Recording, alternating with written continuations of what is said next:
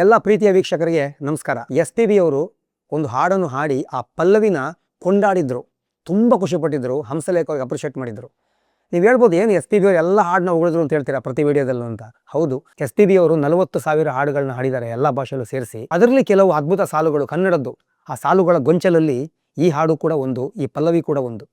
1995 ಬರೋ ಸಿನಿಮಾ ಹಿಮಪಾತ. ಟಿ.ಕೆ. ರಾಮಾರಾವ್ ಅವರ ಕಾದಂಬರಿ ಆಧಾರಿತ ಸಿನಿಮಾ ಇದು. ಕಾದಂಬರಿ ಹೆಸರು ಕೂಡ ಹಿಮಪಾತ.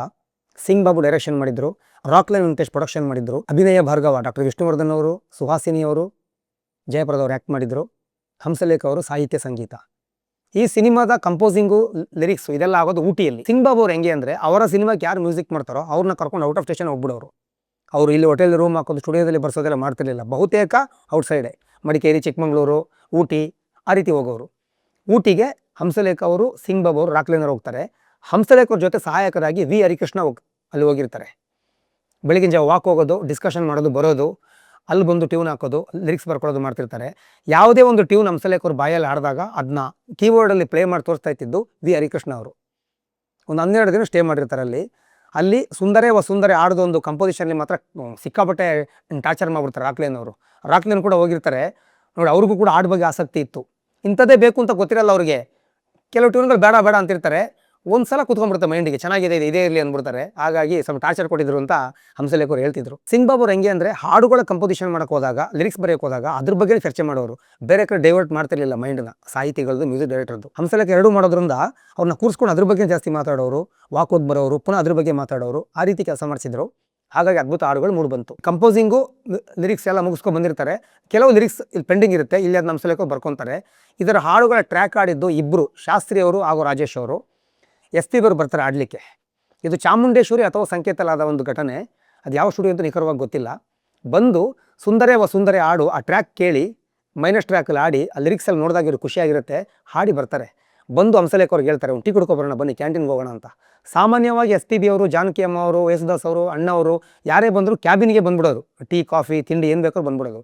ಆದರೆ ಎಸ್.ಪಿ.ಬಿ ಅವರು ಸ್ವಲ್ಪ ಜಾಲಿಯಾಗಿ ಮೂವ್ ಮಾಡೋದ್ರಿಂದ, ಎಲ್ಲರ ಜೊತೆನೂ ಸ್ವಲ್ಪ ಚೆನ್ನಾಗಿರೋದ್ರಿಂದ, ಅಂದರೆ ಫ್ರೆಂಡ್ಲಿ ಆಗಿರೋದ್ರಿಂದ ಹಂಸಲೇಖ ಅವ್ರಿಗೆ ಹೇಳ್ತಾರೆ, ನಾವೇ ಕುಡ್ಕೊಬರೋಣ ಕ್ಯಾಂಟೀನಿಗೆ ಬನ್ನಿ ಅಂತ ಹೇಳ್ತಾರೆ. ಆ ಟೈಮಲ್ಲಿ ಮನೋಹರ್ ಸರ್ ಬಂದಿರ್ತಾರೆ ಅಲ್ಲಿಗೆ. ರೆಕಾರ್ಡಿಂಗ್ ಆಗುತ್ತೆ, ಮನೋಹರ್ ಸರ್ ಬಂದಿರ್ತಾರೆ.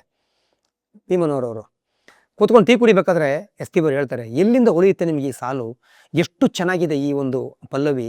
ಓ ಸುಂದರೇ ವಸುಂಧರೆ ಮನೋಹರೇ. ಹಂಗೇಳಿ ಮನೋಹರ್ ಸರ್ನ ನೋಡ್ತಾರೆ, ನೀವಿದ್ರೆ ಲಿರಿಕ್ಸ್ ಬರೆಯುವಾಗ ಅಂತ. ಯಾಕೆ ಸರ್ ಅಂತ ಕೇಳಿದ್ರೆ, ಸುಂದರೇ ವಸುಂಧರೆ ಮನೋಹರೇ ಅಂತ ಬರೆದಿದ್ದಾರೆ, ನಿಮ್ಮ ಹೆಸರು ಬರೆದಿದ್ದಾರೆ ಅಂತ ಒಂದು ತಮಾಷೆ ಮಾಡ್ತಾರೆ. ಒಂದು ಹಾಸ್ಯ ಪ್ರಸಂಗ ಆಗಿತ್ತಲ್ಲಿ. ಆ ರೀತಿ ಎಷ್ಟು ಚೆನ್ನಾಗಿ ಬರೆದಿದ್ದಾರೆ ಹಂಸಲೇಖ ಅಂತೇಳಿ. ಅಲ್ಲಿ ನೋಡು ಪ್ರೀತಿ, ಇಲ್ಲಿ ನೋಡು ಪ್ರೀತಿ, ಕಲ್ಲ ಮೇಲೆ ನೋಡು ಕಾವ್ಯಧಾರೆ ಅಂತ ಚರಣದಲ್ಲಿ. ಕಲ್ಲ ಮೇಲೆ ಕಾವ್ಯಧಾರೆ ಅಂದ್ರೆ ಏನು? ಶಿಲಾಶಾಸನ. ಇತಿಹಾಸಕಾರರು ಬರೆದಂಥ ಶಿಲಾಶಾಸನಗಳನ್ನ ಕಲ್ಲ ಮೇಲೆ ನೋಡು ಕಾವ್ಯಧಾರೆಯ ಅಂತ ಬರೆದಿದ್ದಾರೆ. ಅಲ್ಲಿ ನೋಡು ಭಕ್ತಿ, ಇಲ್ಲಿ ನೋಡು ರಕ್ತಿ, ಕಲ್ಲ ಮೇಲೆ ನೋಡು ಭಾವ ಭಾಷೆಯ ಅಂತ. ರಕ್ತಿ ಅಂದರೆ ಕೆಂಪು ಬಣ್ಣ ಅಂತನೂ ಆಗುತ್ತೆ, ಆಳವಾದ ಒಂದು ಆಸಕ್ತಿ, ಆಳವಾದ ಆಕರ್ಷಣೆ, ಪ್ರೀತಿ, ಒಲವು ಎಲ್ಲ ಆಗುತ್ತೆ.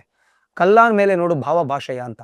ಕೆಲವು ಮಾತಾಗಿರಲ್ಲ, ಆಳವಾದ ಅನುಭವ ಆಗಿರುತ್ತೆ, ಅದಕ್ಕೆ ಭಾವ ಭಾಷೆಯ ಅಂತ ಬರೀತಾರೆ.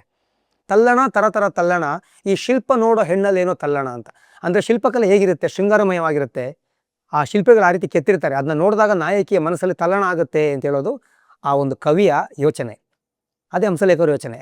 ಎಷ್ಟು ಚೆನ್ನಾಗಿ ಬರೆದಿದ್ದಾರೆ ನೋಡಿ. ಒಂದು ವಿಶೇಷ ಇದರಲ್ಲಿ ಏನಪ್ಪ ಅಂದರೆ, ಚಿತ್ರಮ್ಮ ಎಸ್.ಪಿ.ಬಿ ಅವರು ಒಟ್ಟಿಗೆ ಪಲ್ಲವಿ ಶುರು ಮಾಡ್ತಾರೆ. ಸುಂದರೇ ವಸುಂದರೇ ಅಂತ. ಆ್ಯಕ್ಚುಲಿ ಗಾಯಕ ಫಸ್ಟ್ ಆಡಬೇಕಿಲ್ಲ ಗಾಯಕಿ ಆಡಬೇಕು. ಈ ಹಾಡಲ್ಲಿ ಒಟ್ಟಿಗೆ ಪಲ್ಲವಿ ಶುರು ಮಾಡೋದೇ ಇಬ್ಬರು ಒಟ್ಟಿಗೆ. ಚರಣದಲ್ಲಿ ಮಾತ್ರ ಇಬ್ಬರು ಬೇರೆ ಬೇರೆ ಆಡಿದ್ದು. ಆ ರೀತಿ ಮಾಡಿದ್ರು. ಇದು ಹಲವಾರು ಸಿನಿಮಾಗಳಲ್ಲಿ ಈ ಥರ ಪ್ರಯೋಗ ಆಗಿದೆ, ಅದರಲ್ಲಿ ಇದು ಕೂಡ ಒಂದು. ತೆರೆಯೋ ಮಂಜಿನ ತೆರೆಯ, ಅದ್ಭುತ ಹಾಡು. ಈ ಪಲ್ಲವಿ ಶುರುವಕ್ಕಿಂತ ಮೊದಲೇ 1.5 ನಿಮಿಷ ಇದರದ್ದು ಪೀಠಿಕೆ ಸಂಗೀತ ಇದೆ, ಟ್ಯೂನ್ ಇದೆ ನೋಡಿ, ಗಮನಿಸಿ. ಅದ್ಭುತ ಇನ್ಸ್ಟ್ರೂಮೆಂಟ್ ಯೂಸ್ ಮಾಡಿದ್ರು ಹಂಸಲೇಖ ಅವರು. ಈ ಹಾಡು ಒಂದು 6 ನಿಮಿಷದ ಹಾಡು, ದೊಡ್ಡ ಹಾಡಿದು. ತೆರೆಯೋ ಮಂಜಿನ ತೆರೆಯ, ಸ್ಟಾರ್ಟಿಂಗ್ ಪಲ್ಲವೇ ಸೂಪರ್ ಆಗಿದೆ. ಮಂಜಿನ ತೆರೆನ ಸರಸಿ ಕಡೆ ಅಂತ ಹೇಳೋದನ್ನ ಹೆಂಗೆ ಬರ್ದಿಯಾರ ನೋಡಿ. ಅಂದರೆ ಗದ್ಯನ ಪದ್ಯ ಮಾಡೋದು ಅಂತ. ಅದು ಗದ್ಯವಾಗಿ ಹೇಳೋಕೋದ್ರೆ ಪಾಠ ಹೇಳ್ದಂಗೆ ಹೇಳ್ಬಿಡ್ಬೋದು. ಪದ್ಯವಾಗಿ 2 ಚರಣದಲ್ಲಿ ಕಟ್ಕೊಡ್ಬೇಕು ಅಂದರೆ ಅಷ್ಟು ಯೋಚನೆ ಮಾಡಬೇಕಾಗತ್ತೆ, ಸಪ್ರೇಟಾಗಿ ಪದ ಕಟ್ಟಬೇಕಾಗತ್ತೆ. ತೆರೆಯೋ ಮಂಜಿನ ತೆರೆಯ, ಉದಯ ಓ ಉದಯ, ತೆರೆಯೋ ಮಂಜಿನ ತೆರೆಯ, ಮಂಕಾಗಿದೆ ಹೃದಯ, ಹರಳೋ ಹೂ ಮೇಲೆ ಸುರಿದೆ ಹಿಮಪಾತ, ನುಡಿಸೋ ನನ್ನಿಂದ ಸುಖದ ಸಂಗೀತ. ಎಷ್ಟು ಚೆನ್ನಾಗಿದೆ ರೀ. ಒಂದು ಹೂ ಅರಳುವಾಗ ಹಿಮಪಾತ ಬಿದ್ದರೆ ಹೆಂಗಿರುತ್ತೆ ಅದು. ಅಂದರೆ ನಾಯಕನ ಸಿಚುವೇಶನ್ಗೆ ಬರೆದಿದ್ದು ಅದು ಎಷ್ಟು ಅರ್ಥ ಕೊಡುತ್ತೆ ನೋಡಿ. ಬಾರೋ ಗೆಳೆಯ ಸೂರ್ಯ ನೀನು ನನ್ನಂತೆ, ಬೆಳಕೆ ಕೊಟ್ಟರು ನಿನ್ನ ಹಿಂದೆ ಇರುಳಂತೆ, ದೀಪದ ಕೆಳಗೆ ಕತ್ತಲು, ಸೂರ್ಯನ ಹಿಂದೆ ಕತ್ತಲು, ಎಲ್ಲರನ್ನೂ ಪ್ರೀತಿಸೋ ನನ್ನ ಲೈಫ್ ಮಾತ್ರ ಕತ್ಲಲ್ಲಿ ತುಂಬಿದೆ ಅಂತ ಹೇಳೋದನ್ನ ಅದ್ಭುತವಾಗಿ ವರ್ಣಿಸಿದ್ದಾರೆ ಹಂಸಲೇಖ ಅವರು. ಇದು ಕೂಡ ಎಸ್.ಪಿ.ಬಿ ಅವರು ಎಕ್ಸ್ಟ್ರಾಡಿನರಿ ಆಗಿ ಆಡಿದ್ರು. ಇನ್ನೊಂದು ಕಾಂಚನ ಗಂಗಾ ನಮದು ಅಂತ ಜಾನಕಿ ಅಮ್ಮ ಎಸ್.ಪಿ.ಬಿ ಅವರು ಆಡಿದಂಥ ಹಾಡು. ಇದು ತುಂಬ ಕಡೆ ಈಗಲೂ ಪ್ಲೇ ಆಗ್ತಿರುತ್ತೆ. ಎಕ್ಸ್ಟ್ರಾಡಿನರಿ ಹಾಡು. ಗೌರಿ ಶಿಖರ ಅಂದರೆ ಹಿಮಾಲಯದಲ್ಲಿರುವಂಥ ಒಂದು ಫೇಮಸ್ ಪರ್ವತ ಅದು. ಹಾಗಾಗಿ ಅದಕ್ಕೆ ಶಿವ ಪರ್ವತ ಹೆಸರು ಹಾಕಿದ್ದಾರೆ ಅಲ್ಲಿ. ಅದ್ಭುತವಾಗಿ ನೋಡಿ, ಅಲ್ಲಿ ಕಾಂಚನ ಗಂಗಾ ಅಂತ ಬರೆದಿರಲ್ಲ, ಅದನ್ನು ಸರ್ಚ್ ಮಾಡಿದಾಗ ನನಗೆ ಗೊತ್ತಾಗಿದ್ದು, ಬೆಳಗಿನ ಜಾವ ಆ ಪರ್ವತದ ಮೇಲೆ ಸೂರ್ಯನ ಕಿರಣ ಬಿದ್ದಾಗ ಅದು ಬಂಗಾರ ಥರ ಕಾಣುತ್ತೆ, ಆ ಚಿನ್ನ ಥರ ಕಾಣುತ್ತೆ ಅದು. ಅದಕ್ಕೆ ಕಾಂಚನ ಗಂಗಾ ಅಂತ. ಎಷ್ಟು ಚೆನ್ನಾಗಿ ಅದನ್ನ ಪದ ಕೊಟ್ಟಿದ್ದಾರೆ ನೋಡಿ, ಕಾಂಚನ ಗಂಗಾ ಅಂತ. ಅದಕ್ಕೆ ಶೂಟಿಂಗ್ ಆಗಿದ್ದು ಅಲ್ಲೇ. ಹಾಗಾಗಿ ಅದನ್ನ ಹಂಸಲೇಖ ಅವರು ಬರೆದ್ರು. ಕಾಂಚನ ಅಂದರೆ ಬಂಗಾರ, ಗಂಗಾ ಅಂದರೆ ಗಂಗಾ ಮಾತೆ. ಎಷ್ಟು ಚೆನ್ನಾಗಿ ಬರೆದಿದ್ದಾರೆ ನೋಡಿ. ಆ ಒಂದು ಇತಿಹಾಸ ಇರುವಂಥ ಒಂದು ಹೆಸರನ್ನ ತಗೊಂಡು ಪದ ಕಟ್ಟೋದು ಕವಿಗಳಿಗೆ ತುಂಬ ಇಷ್ಟ, ಅದು ಮಾಡಿದ್ದಾರೆ. ಇದರಲ್ಲಿ ಲೈವ್ ರೆಕಾರ್ಡಿಂಗ್ ಸಖತ್ತಾಗಿ ಮಾಡಿದ್ರು. ಹಂಸಲೇಖ ಅವರು ಯಾರ ಬಗ್ಗೆ ಮಾತಾಡಿದ್ರು, ಲೈವ್ ರೆಕಾರ್ಡಿಂಗ್ ಎಕ್ಸ್ಟ್ರಾಡಿನರಿಯಾಗಿ ಮಾಡಿಸಿದ್ರು.